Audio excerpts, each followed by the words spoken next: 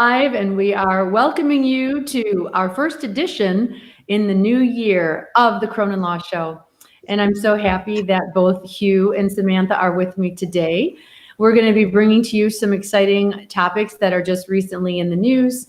And I can't wait to just talk to you and discover new things and empower you as we go on throughout this year. So welcome, everybody. And Hugh and Sam, welcome to today's show. Thank you, Sabrina. Always a pleasure. Happy New Year. Thanks for having us back. Happy New Year. So exciting to start this new year off strong. It's already January 7th, and this year is probably going to fly by faster than we all want, but at least 2020 is behind us. So even though we have the virus still out there, at least now we have really the second wave of the immunizations underway. So with that, how are you both doing? Hugh, what's going on in your life today? You know, today it's a whirlwind. I mean, after looking at the news last night and trying to keep up on events and stuff, it's just absolutely crazy, insane stuff going on, and keeping busy. Thank God that we are busy here, and very thankful for that. But doing well. That's awesome. And Sam, what's going on in your world? I'm doing great. I'm approaching this year with fresh energy, focused on staying positive and just plowing through to reach my goals and our goals. And I'm feeling really good about the energy this year so far. So we're 1 week in.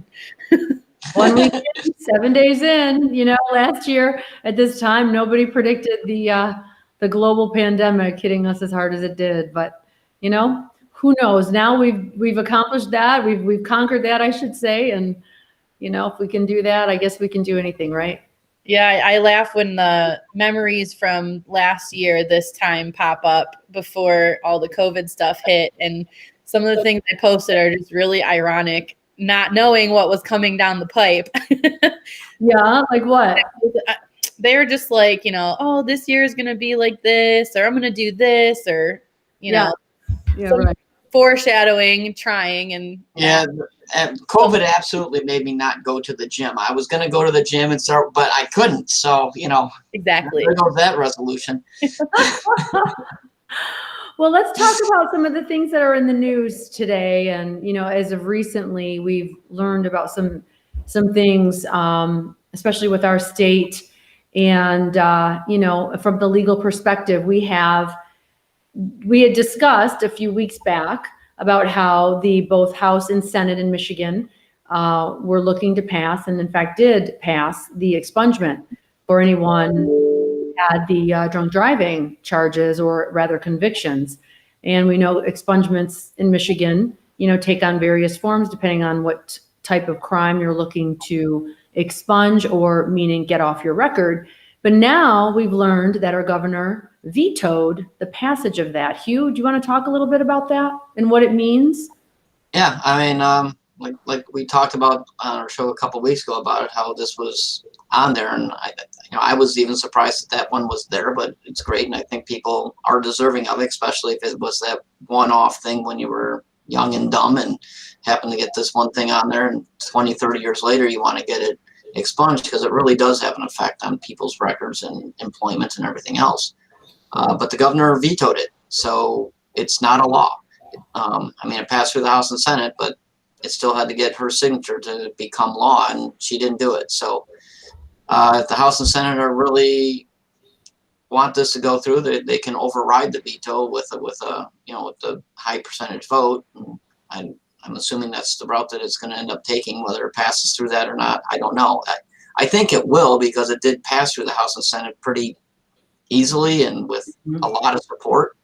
So I anticipate that that veto will get overridden, but I don't know when that will happen.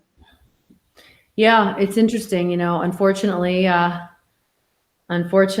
people that were looking forward to it might not be able to have that accomplished for them. So I do believe in second chances. You know, everybody deserves a second chance if they're truly willing to change, right? To challenge themselves to change. Plugging our Tuesday show here, the Challenge to Change show. But it's true. It's unfortunate, but you know, I guess everything happens for a reason, as they say.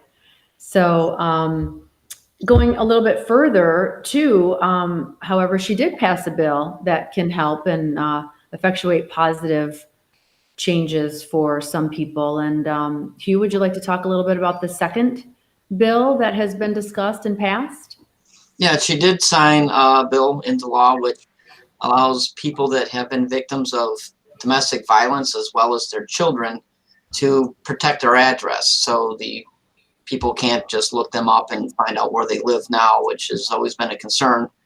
A lot of people that are victims of domestic violence, unfortunately, it ends up being a repeat thing. And even if the perpetrator went to jail or something like that, when they get out, it's you get stalking and everything else. And so this law allows those people to basically conceal their true residential address, and they can go and get a PO box for official mailings and whatnot, which is good. I mean, it helps give people a peace of mind on that one, and obviously will help protect them too, because like I said, I mean, you know as well as I do that usually a domestic violence situation is not a one-time deal, and it continues and can continue for years even after the separation. So this I think will be good and can help a lot.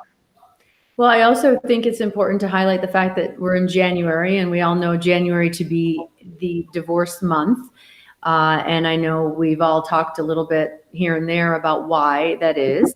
But highlighting that fact also with respect to domestic violence, it's important. There is a lot of domestic violence that occurs and with divorce. I mean, it's a very difficult situation. And oftentimes when the victims try to leave their abuser, that's when the violence really gets escalated and intense. And it's hard. It's very, very hard for victims of domestic violence to just, to leave.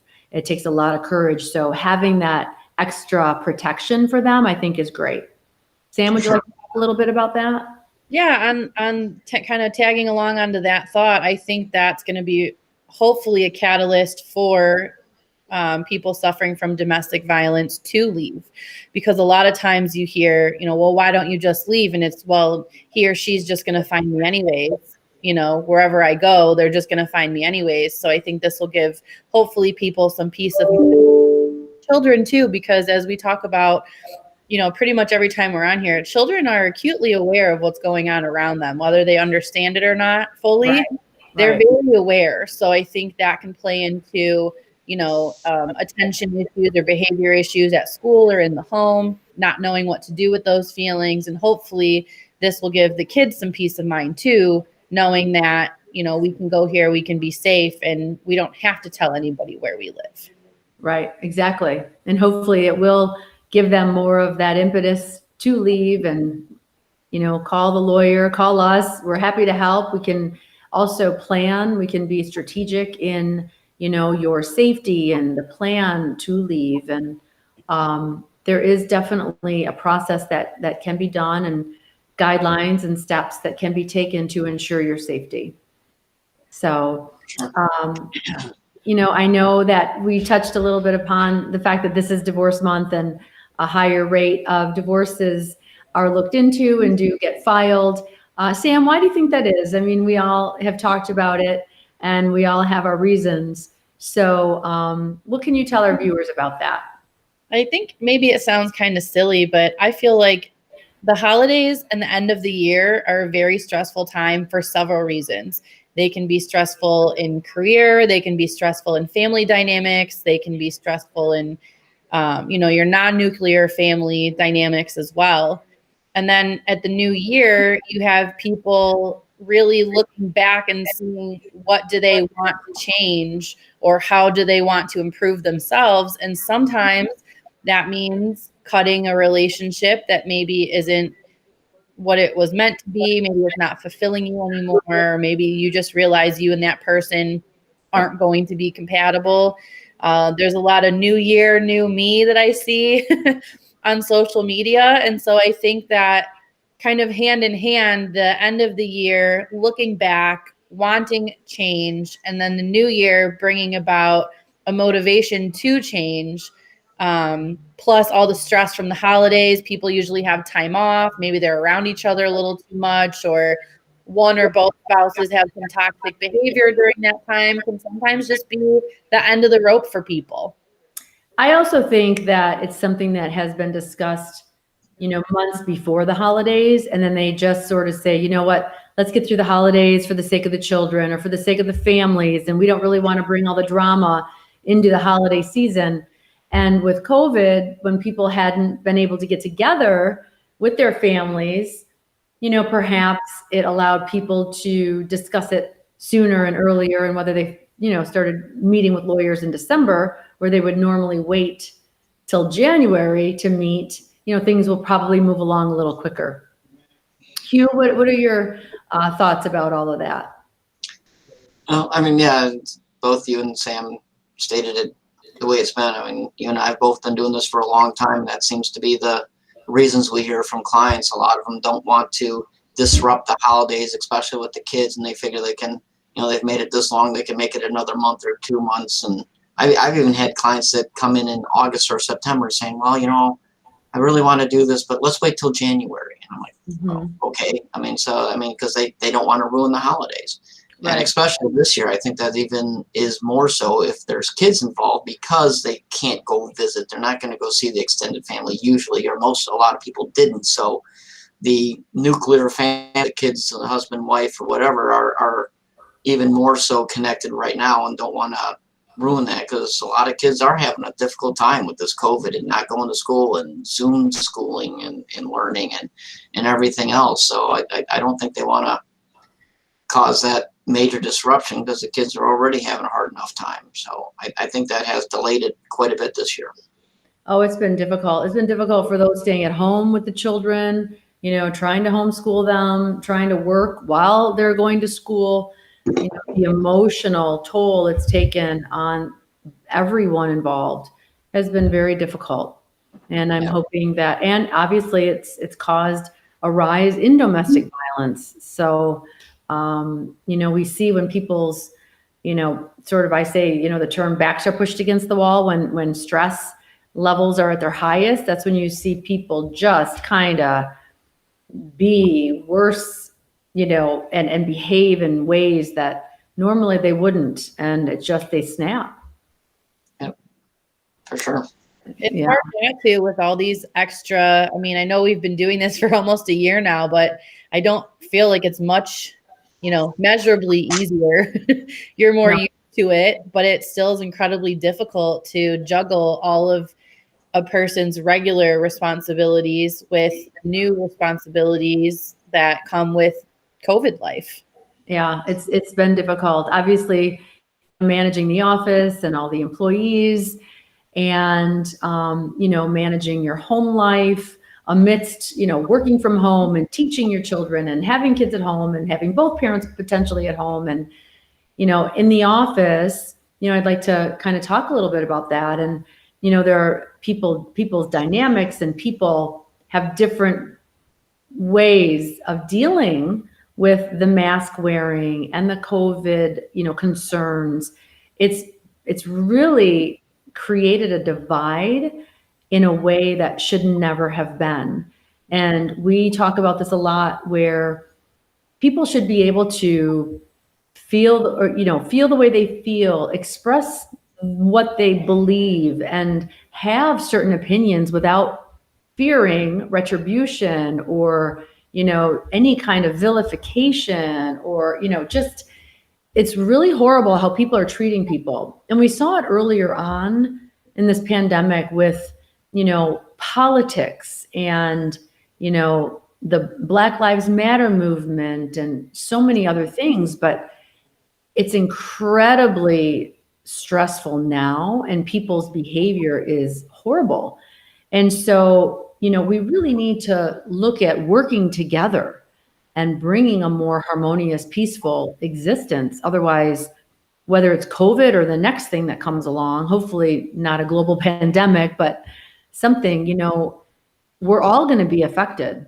And Sam, I know you and I and Hugh, all of us, we've talked about this, and what can you speak to that? Let's just break it down a little bit in terms of the office environment, whether it's our office or any office.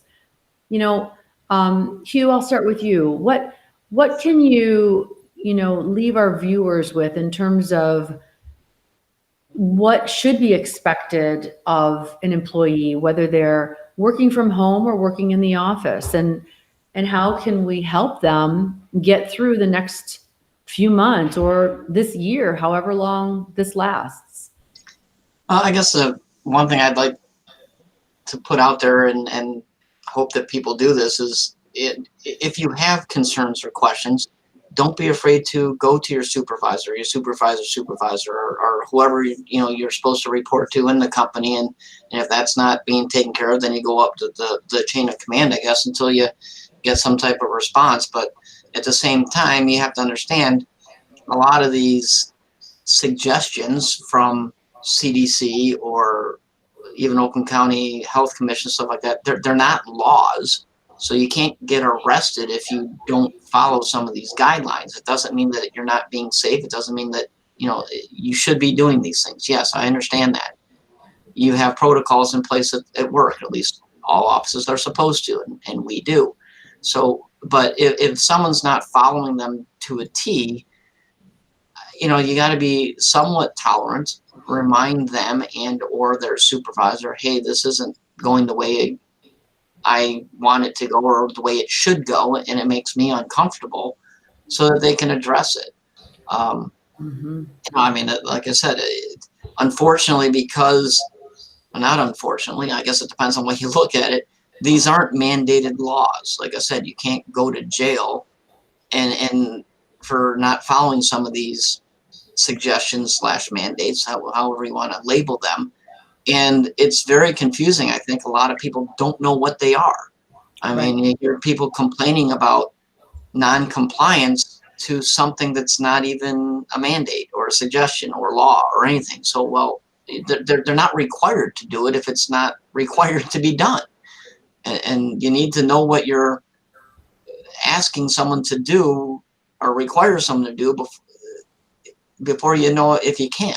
And unfortunately, I don't think the information has been changing so much. I mean, I try to keep up with it. I spend a lot of time trying to keep up with it. And I know I don't keep up with it, and I think I do better than most people that I know. And people call me and clients call me all the time. Well, can we do this? Do we have to do this? What happened now? And it changes so often and so much. It's difficult to keep up with. So, make sure you're well informed yourself before you become intolerant of other people's behavior. Well, I think it's also important, though, Hugh, that people understand that these agencies that are not a branch of the government have put out all of these rules and regulations. As you said, it's not a criminal sanction, but they do carry with them some civil penalties. When I say civil, I mean monetary, or losing a license, such as a liquor license from the Liquor Control Commission if you're not abiding by certain things, or having MIOSHA come down and, slap the wrist of the, business and, sanction them with a fine. So although you're right, I mean, there is no law per se to say, look, this is the law, you must do X, Y, and Z.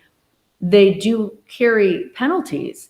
And I think that's why it's confusing. And when I had a judge of our local, county court on at our Challenge to Change last November, I asked him, I said, we know that our Michigan Supreme Court said wearing masks is unconstitutional. So therefore, why can these other agencies, these other now seemingly branches of the government, they're getting so powerful, why is it okay that they can institute these fines and regulations and it affects so many people and their livelihood and their families? I mean, we have so many people losing businesses, and he said it's going to be litigated most likely if someone has the wherewithal, whether it be money or patience, to file a lawsuit against the government, then that's when it will come to a head.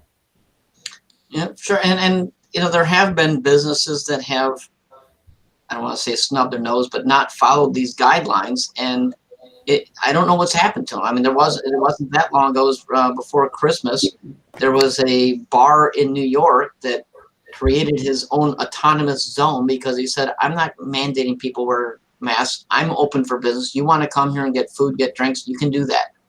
And he was on the news for a week, a couple of days, and I haven't heard anything from him since. So I don't know if he is still doing it, if they just said, okay, well, let's not give him any publicity because we don't want to let other people know they can do this and we don't want it to catch on. I don't know. Now, obviously, I want to be very clear here, though. I mean, we are not espousing our opinion one way or the other. I do believe wearing masks is a safety precaution. I do believe it helps. I do believe we need to when in close proximity. But there's a difference between what we believe and what is the law. So, as I've always said, knowledge is power and empowerment. So we have to be mindful of other people's opinions. And I know, Sam, I'd like you to talk about this a lot today too, because,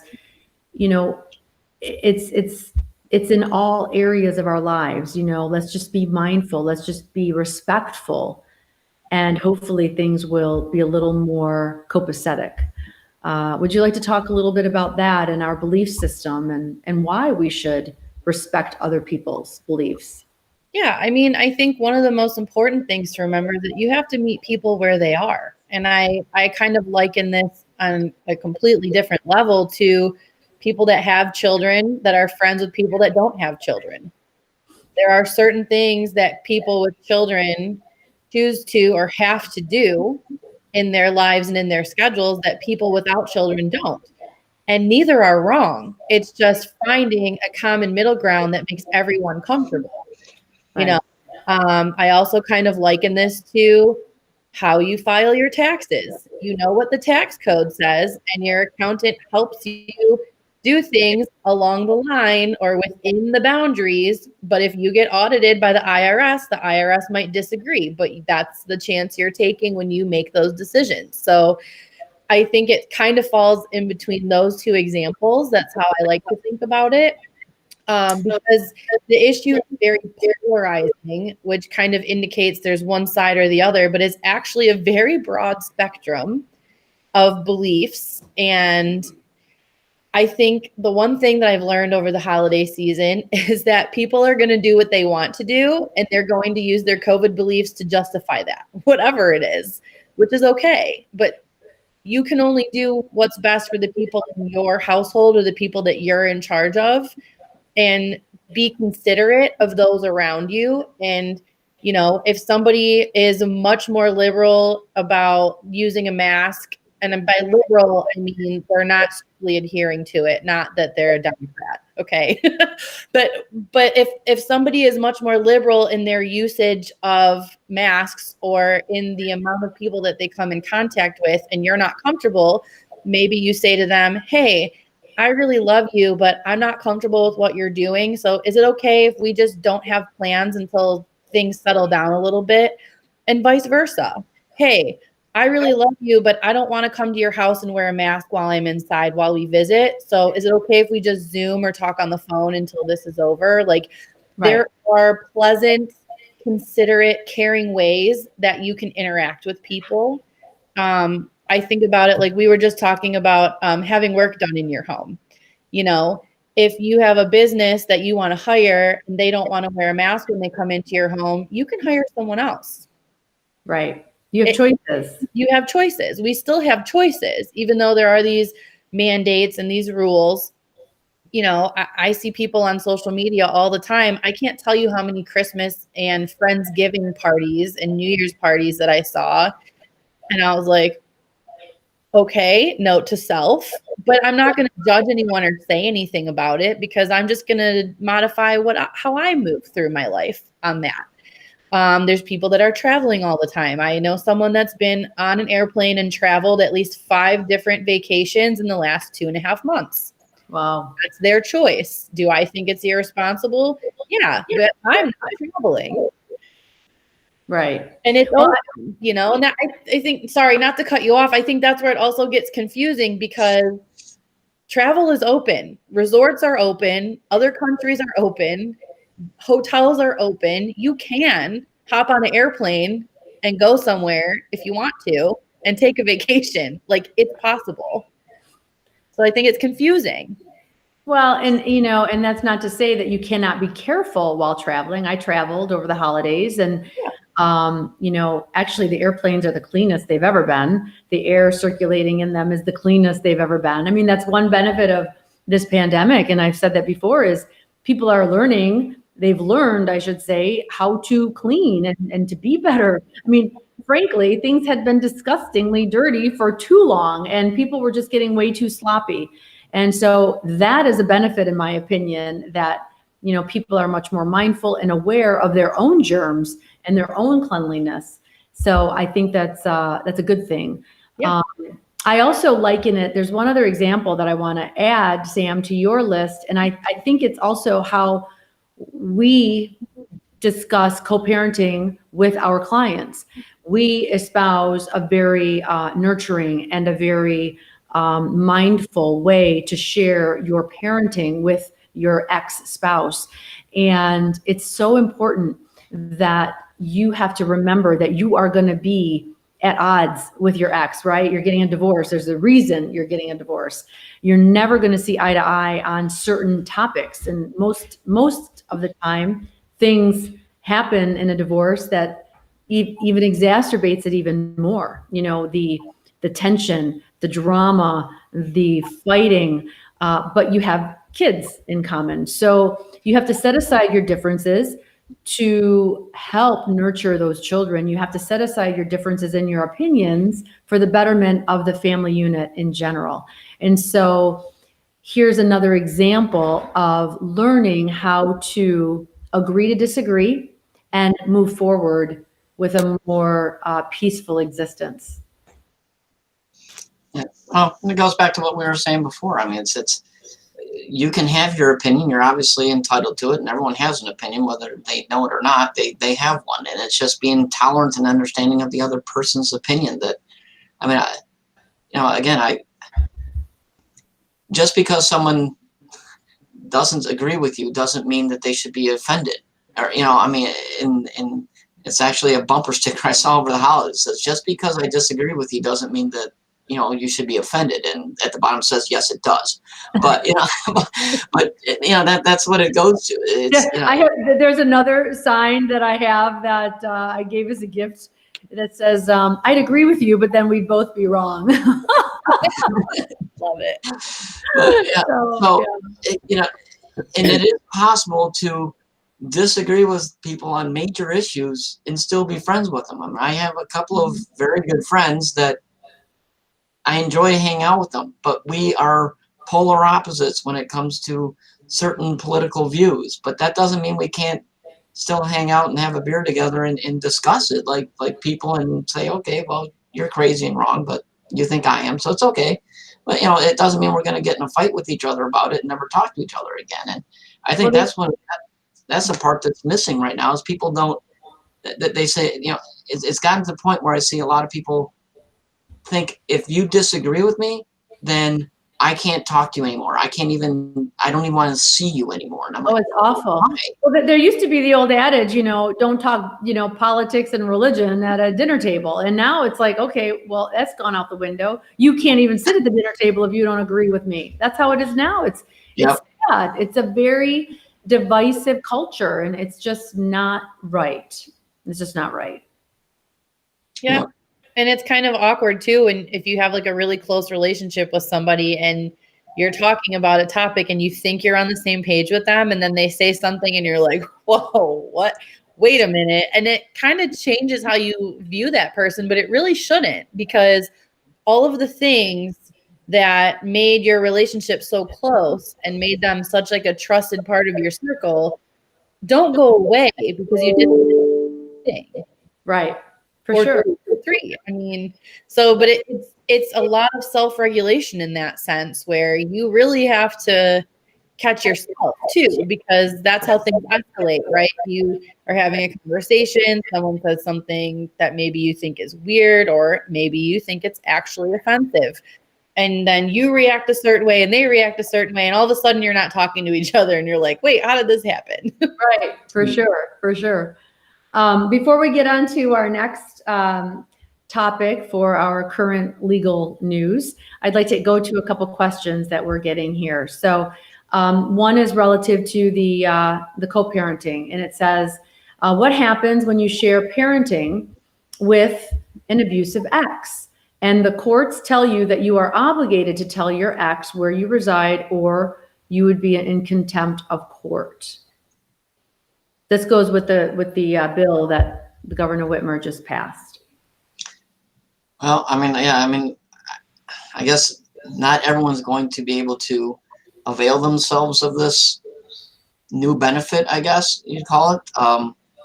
Obviously, if you have to co-parent with an ex, and they might need to know. I mean, there is. I mean, I have handled situations. I mean, I know you have as well, Sabrina, where sometimes the exchanges have to be at mutual locations, and I've even had clients that exchange children at the police station to avoid that type of, any type of confrontation during the exchange of the children. But knowing where you actually live, you might not be able to avoid that. But that doesn't mean you can't get a PPO against that person too, which means they're not allowed to come to your house. And exchanges have to be at a police station or another facility like that. Well, I also think that they could file a motion or really argue that with the court, especially in light of this new bill. Sure. I think it's more likely than not that you would win on that. If your, judgment happens to read where you have to, let the other party know, especially if you share legal custody, and one party doesn't have, that the home address as the children's domicile, then you might be able to get around that and have it, where it's protected from the abuser. And then it's also important in that aspect to make sure that in the pleadings regarding the divorce, that the allegations of abuse are in there. Because I've had situations where a client didn't inform me and didn't want to put anything in the complaint or even the pleadings. And even when you fill out the front of the court paperwork, it asks about, domestic violence, and they said, no. And then after the divorce was over, they said, well, he abused me or she abused me, or, there was domestic violence in the case. And then they wanted to bring something in front of the judge about the parenting time or something like that. And they're like, well, it was never alleged or pled in the pleadings. How am I supposed to believe you now? Or why would I believe you now? Now it looks more of a vindictive thing to keep the other party away from the children rather than a true allegation, whether it is or not. And it puts the judges in a really tough situation in that instance as well. So I mean, I know it takes a lot of courage. I know it's not easy to do it, but you really should. If abuse is occurring, it needs to be brought forth in the pleadings. Well, and it's also, people don't realize that you cannot bring forward after the divorce is entered and it's final, and then it's called a post-judgment matter. You cannot bring up issues that were supposed to have been brought up in the underlying divorce. Courts won't hear it. So you really have to, unless there was fraud, of course, then we have to overturn, some of the rulings in the judgment and all of that, but that's hard to prove. So, it's like you said, Hugh, it's very, very important that be brought up. And I understand people wanting to keep their private lives private. You can always file things under seal. You can always enter into a settlement agreement aside from the JOD, the judgment of divorce. That's not a part of the public record. But the court really does need to know if you think that'll be an issue down the road, especially relative to custody. Sam, do you want to talk about that? I wanted to add that I think that's why the court specifically does domestic violence screening. Every single family law case, whether it's custody or support or divorce, there's always a domestic violence screening. So that's, even if you're just telling your lawyer and letting your lawyer guide you through how to answer questions, how to bring things up, how to put forth information before the court, that's what we do. That's what lawyers do. So I just, want to piggyback. I was thinking the same thing right when you started saying it, Hugh, that, I would hope, because we get a lot of cases that are post-judgment that, we didn't handle the divorce and they're coming to us now to fix things. And it's very important that those things are brought up during the divorce process, because like Sabrina and Hugh stated, if you don't bring it up, the judge could think that you're just being vindictive or retaliatory or, dishonest and punitive towards your ex-spouse, when really, it's a cry for help that is almost a little bit too late at that point. Right. But that's when they get the courage to do so, because they've had enough time away from their spouse to develop those muscles and the skill to move forward with their lives. It's a catch-22 for sure. Totally. I'm getting some more questions coming in. The next one is regarding a nurse. I'm a nurse and I have been asked to perform duties that I am not trained to do. I feel a lot of pressure just to do what they say, and my pleas are never heard. What can information to protect my license? What can I don't know what the I'm not understanding the question. It's maybe I'll just kind of make my own interpretation, but she's saying, what can I do to protect my license and not be bullied to do something I'm not qualified to do, just so they are not exposed to COVID? Okay, I'm trying to figure out that question myself. I know. It's a little. I'm wondering who the they is. I mean, and employers are supposed to have, especially if you're in a hospital, which is a high-risk area for COVID transfer and exposure. So they're supposed to have the proper training involved and proper PPE available to you so you can perform your job duties. If you don't believe you've received the training necessary to perform your jobs, you need to bring it up to your HR director. For sure. And you raised a good point earlier, Hugh, in our discussion. You should always, in fact, the employer has an opportunity to mitigate. You have to let someone know if there's something that you don't agree with, if there's a concern, if there is a policy that you don't feel is being abided by, even the COVID, regulations or, mandates, so to speak. You need to go to your supervisors. You need to go to those people in charge and give them the opportunity to mitigate their issue or the issue that you seem to be having. And I highly recommend you put those concerns in writing and Right. keep a copy of those writings. I've had clients that come to me and say, well, yeah, I filed a complaint. Well, where is it? Well, I gave it to them. Right. Really? Okay, well. Never going to see that again. If they don't turn over that damaging evidence, then I guess what are we going to do? So, yeah, I mean, make sure you keep copies and don't keep them on your work computer, because if or when you get terminated, then the information on your computer is no longer yours. So make sure you keep a copy for yourself somewhere safe. Yes, for sure. Well, here's another question in this batch of questions. As a small business owner, I have had to dedicate a ridiculous amount of time on COVID and employees. Every time an employee is exposed outside of the office, I get cornered to field questions on whether it is my responsibility to pay for COVID time off. What can you say about that, and what business owner rights may be on this subject? This always seems open to interpretation. Yes. It's my understanding from, again, these change on a regular, and I get some conflicting reports or articles on this, but it's my understanding that an employer is not required to pay employees that are off for COVID. They are allowed to use their paid time off if they have any vacation time, maternity, whatever the company normally would allow paid time off. They can use that up if they're out for COVID, but if they don't have any of that time or they don't want to, they can take the time unpaid off, and you can use, like the Family Medical Leave Act provisions to take extended time off if you need to take care of yourself or family members that are sick.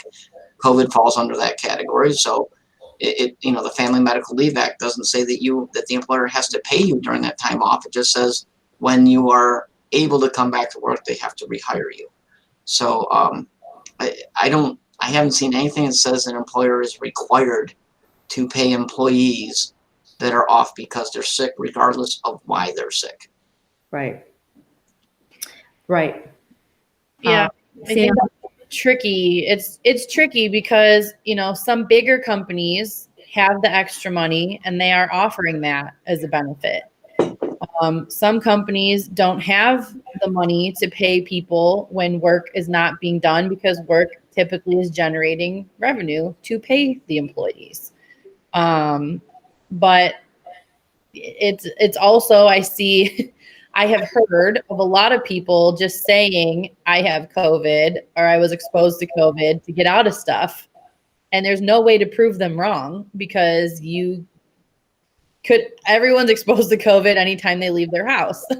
So I think that's another layer as well, where you have to balance what's fair for the business owner, the business, the staff, and the employees. Well, and I also want to discuss the term essential employee. Often we hear that many companies are allowing employees to work from home, still derive the same benefits and pay. Some are cutting their pay. Some are not allowing them to work from home. Some are forcing them to be in the office. Hugh, can you talk a little bit about that? Sure. I mean, an essential employee is one whose job functions have to be done at the place of employment, and they're essential to the operation. And and there are certain jobs that have to be done on location that can't be done remotely. So if someone's job is required to occur at the job, I mean, for instance, if restaurants were open, obviously a server's job is essential because if they're not there to physically bring the food out to the customer, it can't happen. So that's not something that can happen at home. Same with, in our situation here, our receptionist duties, because they got to answer the phone. Can we transfer the phones to her cell phone? Sure, we could, but then she can't then transfer the call to the other person in the office that the call needs to go to. We just don't have that capability. So, and there's also cleaning functions and the COVID screening tests and other things of that make it so that person has to be in the office to perform those jobs. They can't be performed remotely. So, and it's not just that. I mean, even from a financial standpoint, I've seen a lot of people that are financial controllers of companies. Their job function is essential too, because they can't sign checks and or pass them out or whatever they need to do remotely. So it depends on the job duties, and it is up to the employer to kind of designate that based on the different criteria. And the Oakland County website, Michigan Department of Health and Human Services, they have those on their website for employers to review and say, okay, and they do leave it up to the employer to designate which ones are essential, which ones aren't.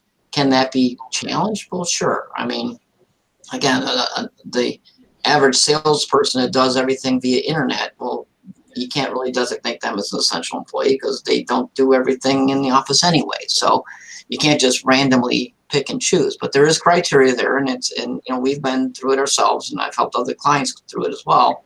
And it's pretty self-explanatory. If you go on there, you can figure out if you need help, give us a call. We're happy to help you with it too. But the criteria is there, and you follow it, and you designate each employee in your business at a certain level and whether they're essential or not. Right. Yeah, it is a challenging time for a lot of business owners as well as employees to kind of navigate these waters because we don't know. And we touched upon this earlier. Things are ever changing in this landscape, and rules are changing, and regulations have changed, and the CDC guidelines have changed, and it's very uncertain for sure. You also have to understand that just because someone is designated or has a certain title doesn't necessarily make them essential either. I have another client whose receptionist works remotely anyway, and she can transfer everything through her computer to the different phone lines and people in the office. So that person wouldn't be considered essential because they don't have to physically be at the location to do what they do. So again, the job title itself is not what designated. It's the duties that that person performs for the company that determines whether they're considered an essential employee or not. Right, for sure.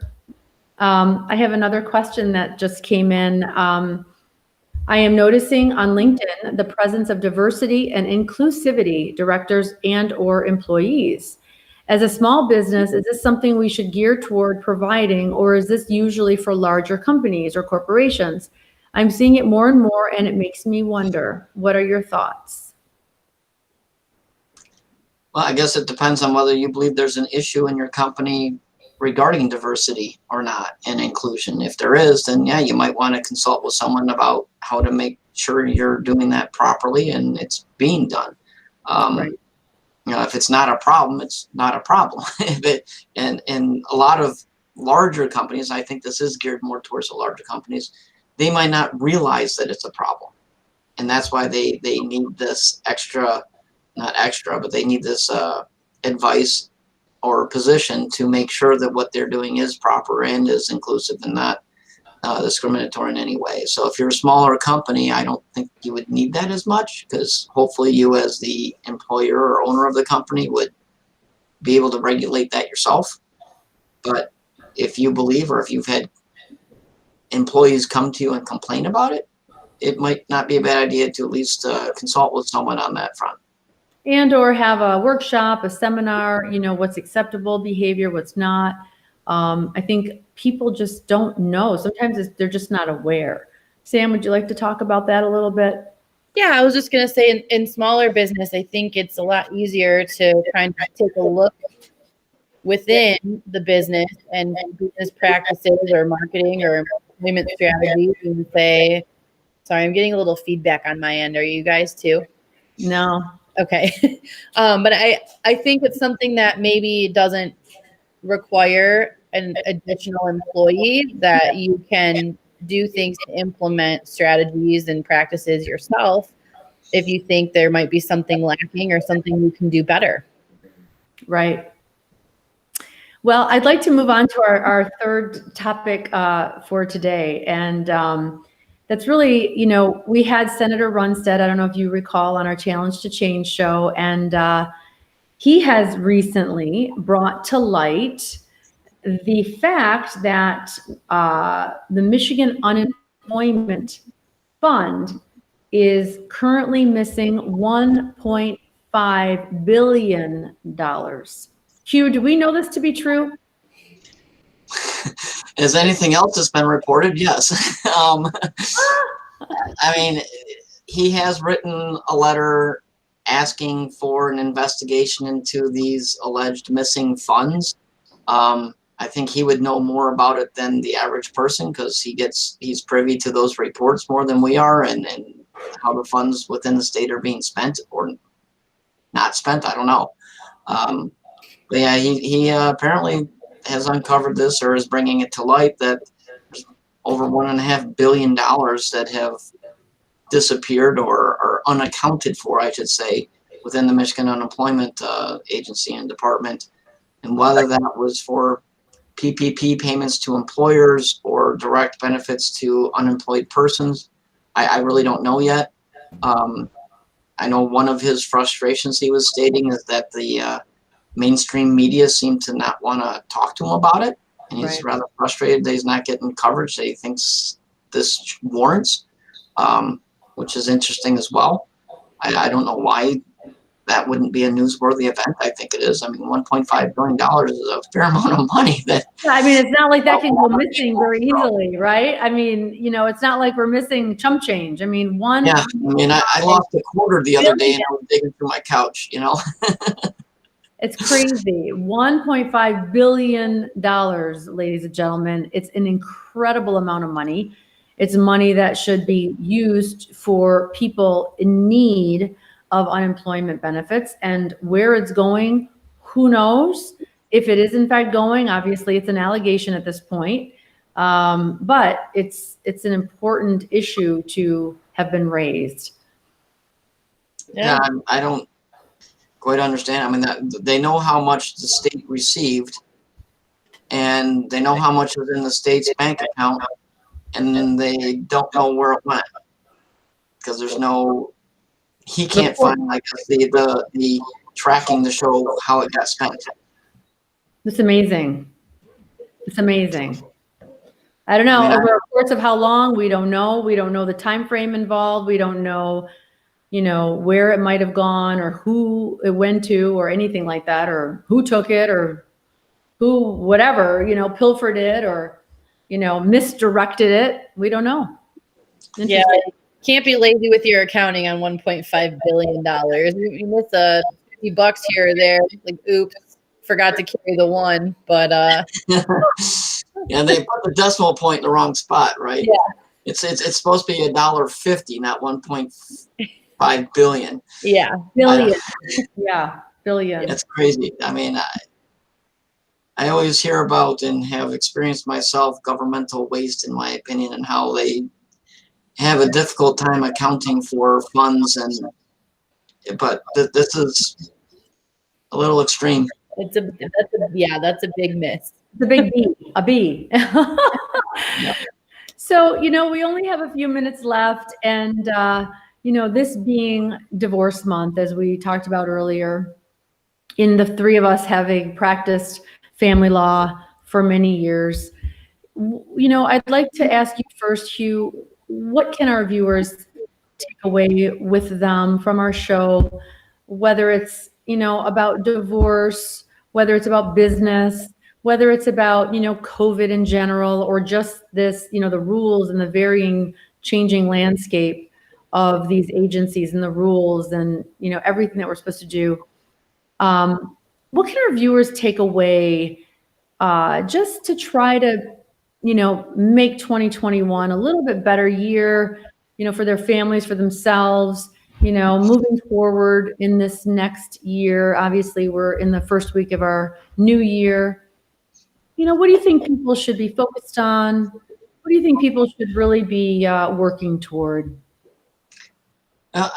With everything that's happened over this past year, I think people really need to look at the physical, but also very much so at the mental well-being of themselves, their relationships, and their children. If you have children, I mean, this has affected everyone tremendously, and you need to take that into consideration, and don't be afraid to do what you need to do to improve that. I understand it's, with COVID hitting and not being able to go out. And I mean, I had one client said, well, I can't get divorced now because I can't even go out to buy a new house for myself. I'm like, well, yeah, you can.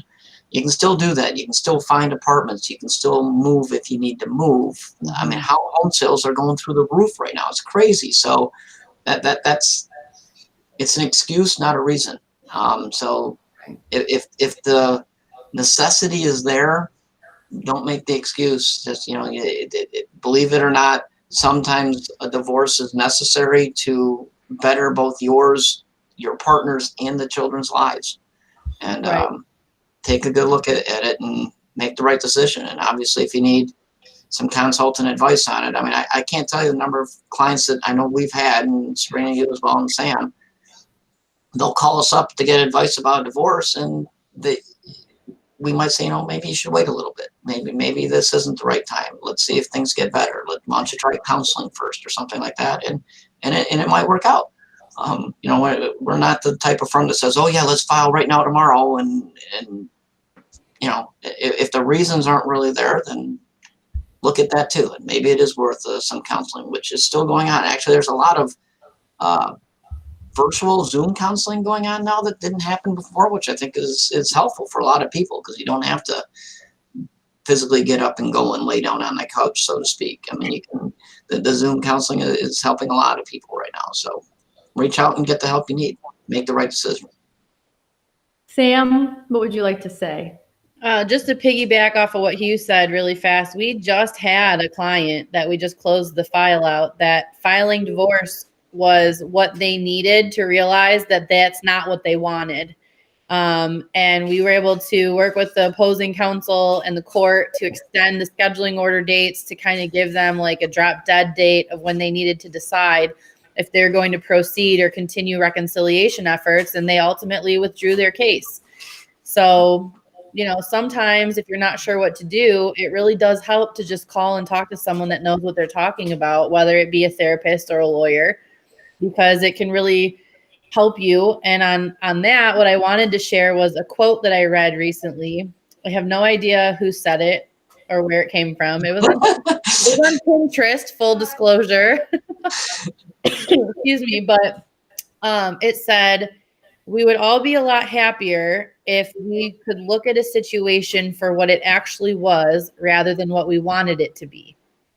And we've all been rolling with the punches for almost a year now and kind of just like, well, I guess that's what today is going to be like, or I guess we're doing this week, and it's kind of been a lot of trial and error. And sometimes it is helpful to just look at something for what it really is and kind of just like let go of that expectation of, but this is how I want it to be.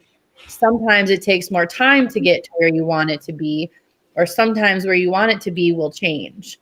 So just be patient and be kind to yourself, but also don't get hung up on if things aren't how you want them to be right now. Just keep working towards that, whatever that is.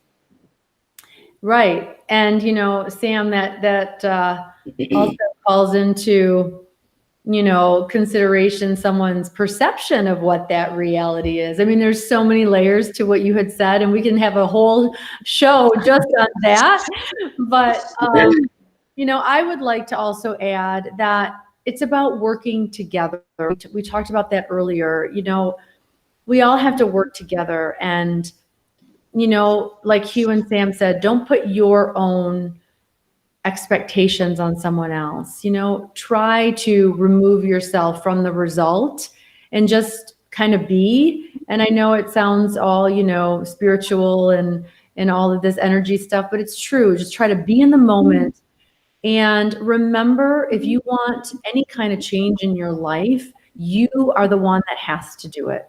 Whether it's divorce, whether it's not knowing what you want, whether it's, a better job or, out of this COVID situation, only you can really effectuate more positivity in your life. And we can't control this pandemic. We can't control what's happening to us, but we can certainly control how we look at it and how our behavior, affects us and others around us. And whether you're considering divorce, whether you're, not sure, change is a choice. And even in the best of circumstances, change can be hard. So we're here to help. We're here to help navigate those waters. We're here to help show you what effective communication is all about. And whether it's, going to make sure divorce is right for you or staying, or whether it's, learning how to coexist in the confines of your business or between your employer and employee, whatever that situation is that arises in your life, please call us. Please call us at 248-258-3500. We are here to help 24/7. We can help navigate those waters for you, and we are ready, willing, and able to serve you at any time you need. So Hugh and Sam, thank you so much for being with us today. And as always, you've been great. And I can't wait to see what our new year will bring. And it's all in how we look at it, right? Yeah, Absolutely. So thank you guys, and have a wonderful rest of your week. And to our viewers, stay well, stay positive. And until next Tuesday's Challenge to Change, just, stay true to you. Be well, everybody. And until next time, bye for now. bye.